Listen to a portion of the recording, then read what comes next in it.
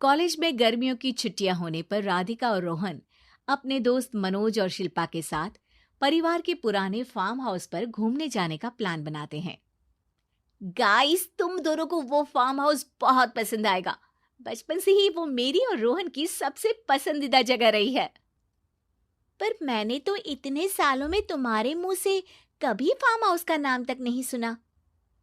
बचपन में farm house जाते थे, लेकिन फिर अचानक सबने वहां जाना बंद कर दिया और वजह कभी किसी ने बताई नहीं। पर अब हम चारों मिलकर वहां धमाल करेंगे। इसी तरह बातें करते कुछ घंटों का सफर तय कर चारों शहर से दूर ऊंची पहाड़ी पर बने राधिका और रोहन के फैमिली फार्म हाउस पर पहुंच जाते हैं। वाह यार, ये तो बड़ा ही सुंदर है। पूरा घूमोगे तो और अच्छा लगेगा, लेकिन उससे पहले सब फ्रेशन अप हो जाओ, फिर साइट सीइंग के लिए जाएंगे। राधिका और रोहन अपने अपने कमरे में चले जाते हैं, लेकिन मनोज और शिल्पा घर में घूमने लगते हैं, जहां शिल्पा की टक्कर हॉल के बीचों बीच रखी एक पुरानी लकड़ी की कुर्सी से होती है। आह, लग गई रे माता, इस कुर्सी को बीच में किसने रखा हुआ है? अरे तेरे स्वागत के लिए भूत ने रखा होगा। ओए, तुझे बात हंसी आ रही है? जब खुद टकराएगा तो पता चलेगा। हाँ हाँ ठीक है, पर अभी तो इसे साइड में रख दे। शिल्पा कुर्सी को एक कोने में रख देती है और वो दोनों भी अपने कमरे में चले जाते हैं, जिसकी थोड़ी देर बाद चारों बाहर घूमने निकल जाते हैं। इसी तरह रात हो जाती है। फार्म हाउस में वापस आकर वे लोग सीधा सोने चले जाते हैं। आधी रात को मनोज की नींद खुलती है। बड़ी तेज प्यास लगी है, पानी साथ लेकर सोना चाहिए था। हाँ, अब रसोई तक जाना पड़ेगा। मनोज आंखें मलते हुए कमरे से हॉल में आता है और अचानक रास्ते में रखी कुर्सी से टकराकर जमीन पर गिर जाता है। अरे मर गया रे दादा। शिल्पा सही बोल रही थी, बड़ी तेज लगती है ये कुर्सी तो, पर इसे दोबारा बीच में किसने रखा? मनोज एक बार फिर उस लकड़ी की कुर्सी को कोने में रख पानी पीकर कमरे में चला जाता है। अगली सुबह जैसे ही चारों की नींद खुलती है तो उन्हें अपने बेड के पास साइड टेबल पर चाय का कप रखा मिलता है, जिसे देख वो खुशी खुशी चाय पीकर तैयार होकर कुछ देर बाद हॉल में मिलते हैं। थैंक यू यार राधिका, मुझे नहीं पता था कि तू इतनी अच्छी चाय बनाती है। वैसे मुझे उस बेड टी की बहुत जरूरत थी। ये और चाय, अरे इसे तो पानी तक उबालना नहीं आता। मतलब तूने हमारे लिए चाय बनाई क्या दोस्त? अरे चल पागल है क्या, इतना भी प्यार नहीं है मुझे कि तुम्हारे लिए बेड टी बनाऊं।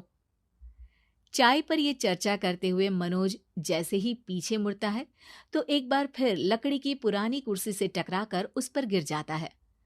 हाय रब्बा, अरे चाय छोड़ो, पहले ये बताओ कि इसे बार बार बीच में कौन रखता है? कल रात ही मैंने इसे साइड किया था। तुम पहले ये बताओ कि चाय किसने बनाई थी? सबकी बातों को कुछ देर ध्यान से सुनने के बाद राधिका हैरानी से कुर्सी की तरफ देखने लगती है। भूत दीदी। राधिका की बात सुन आपस में झगड़ रहे सारे दोस्त शांत हो जाते हैं। क्या बोला अभी तूने? अरे पर अब वो यहाँ कैसे हो सकती हैं? क्यों नहीं हो सकती? हमने यहाँ आना छोड़ा था, पर उन्होंने तो घर नहीं छोड़ा ना। और याद करो, ऐसे बेड के पास कप रखना और कुर्सी को कमरे के बीच में रखना, ये सब वही तो करती थी। ये तुम दोनों किसकी बात कर रहे हो? अरे जो भी हो, कुछ अच्छा तो बिल्कुल नहीं लगता। अब देखो, डरने की कोई जरूरत नहीं है। वो सालों से इस घर में रहने वाली भूत दीदी है। वो बचपन से ही हमारे यहाँ आने पर एक बड़ी बहन की तरह हम दोनों का ख्याल रखती हैं। ओए, पगला गया है क्या? शिल्पा, मुझे यहाँ नहीं रहना, तू भी मेरे साथ ही चल। ये दोनों तो पागल हो गए हैं। जहां मनोज डर से वापस जाने की बात कर रहा होता है, वहीं शिल्पा अपने फोन में बिजी होती है। क्या तुम्हें यहाँ की सिचुएशन समझ में नहीं आ रही जो फोन में लगी हो? जिसे जो करना है करो, मैं तो जा रहा हूँ। मनोज हड़बड़ाहट में अपने कमरे की तरफ जाता है, जिसके साथ राधिका और मोहन भी उसे रोकने के लिए पीछे पीछे जाते हैं, लेकिन शिल्पा वो तो अभी भी फोन में लगी रहती है। कुछ देर बाद जब वो तीनों दोबारा हॉल में वापस आते हैं तो शिल्पा को सबके पैक्ड बैग्स के साथ देखकर हैरान रह जाते हैं। ये सब क्या है शिल्पा? यहाँ हम इसे समझा रहे हैं और तुम हमारे बैग्स भी पैक कर कर लेकर आई। अरे आखिर में फोन से बाहर निकलकर कुछ किया तो सही इसने। दोस्तों देखो, कल से हम यहाँ हैं। भूत दीदी ने कुछ किया नहीं ना? फिर डर क्यों रहे हो? 4 दिन और रुकोगे तो पता चलेगा कि क्या होगा। मतलब? इस पर शिल्पा उन तीनों को फार्म हाउस से बाहर लाकर फोन में पुरानी न्यूज का आर्टिकल दिखाती है।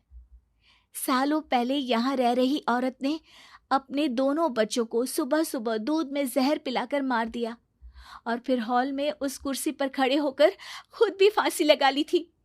तुम्हारी बातों से मुझे इस केस की याद आ गई। गूगल किया तो पता चला कि ये वही फार्म हाउस है। अभी भी यहाँ रहना चाहते हो जिससे कुछ दिनों में वो सबको थोड़ा थोड़ा जहर देकर मार दे? अरे पर ये दोनों तो बचपन से यहाँ आ रहे हैं, फिर इन्हें अभी तक कुछ क्यों नहीं हुआ?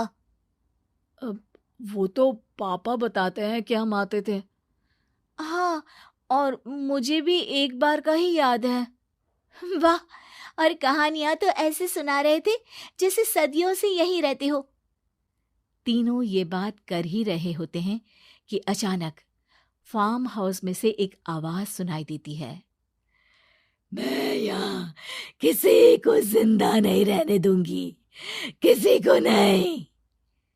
बस ये सुनने की देर ही होती है कि चारों डर से कांपते हुए तुरंत कार में बैठकर वहां से भाग जाते हैं।